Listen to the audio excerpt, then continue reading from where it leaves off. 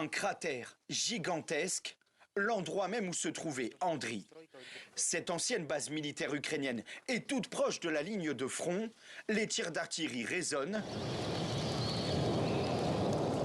C'est ce qui a anéanti ces baraquements. Il y avait notre division et une division de tanks. Les tanks restaient là aussi.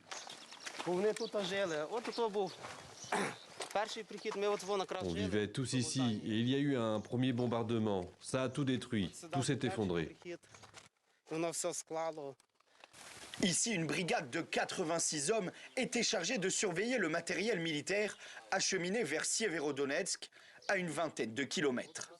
À 7 heures du matin, une pluie de missiles, les tirs imprécis ont fait seulement 3 blessés, un miracle.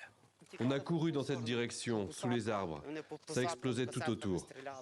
Siversk est à portée de canon. C'est le dernier village avant l'étau russe qui se referme autour des villes jumelles de Sieverodonetsk et Lysychansk. Une seule route est encore praticable. Toutes les autres sont aux mains des soldats de Moscou. C'est par là qu'on livre des médicaments. On rapatrie les blessés, on livre de l'eau, de la nourriture et des munitions. Ici, cet axe est surnommé la route de la vie. Regardez cette inscription, elle indique la direction de Lysychansk et de Severodonetsk, les villes où les combats sont les plus durs. Alors sur la ligne de front, cette route que vous voyez est la dernière qui relie les habitants au reste du Donbass. Une route un peu plus dangereuse à chaque passage. Alors les ravitaillements sont limités. Dans ce commerce, le dernier avant la ligne de front, les rayons sont presque vides. La situation est mauvaise. On n'a pas de pain et c'est un vrai problème.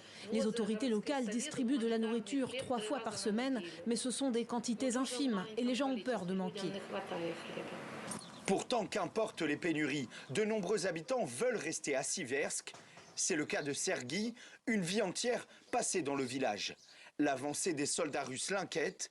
Il choisit l'ironie. Ce sont des gens bien. Je veux leur dire merci. Grâce à eux,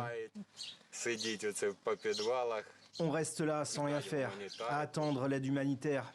Merci beaucoup. Je leur souhaite une bonne santé et de vite retourner en Sibérie. Ici, les derniers habitants le savent. Si Siversk tombe, l'étau russe se sera définitivement refermé sur cette région du Donbass.